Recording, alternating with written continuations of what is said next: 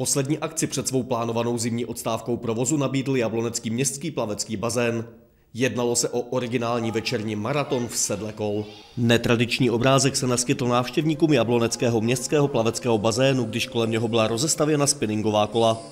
Proběhl zde totiž premiérový vánoční Jablonec spinning maraton. Lidi budou šlapat vlastně na kolech, za 2 hodiny si naskáčou do bazénu, půjdou do výřivky a tak. Dneska to je zkrácený, nebudou to celý 3 hodiny, takže to bude tak ty 2,5 hodinky. Když se budou lidi bavit, tak to třeba na ty 3 hodiny protáhneme, ale zase bychom je tady do půlnoci moc nemučili. Zvolili jsme zimní variantu spinning maratonu, takže očekávám, že se to samozřejmě soutěžícím bude líbit. Tradice tady to není, tohle je můj první ulítlej nápad, že teda jsme si takhle udělali vevnitř v bazéně, jinak vlastně jezdíme venku před bazénem, to je vlastně open air spinning maraton, ale poprvé to máme vevnitř teďka v bazénu, takže snad se to lidem bude líbit.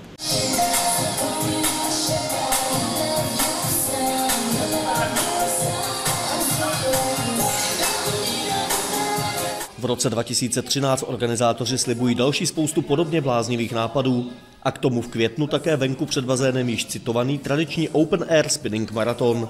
Jan Štol, televize RTM.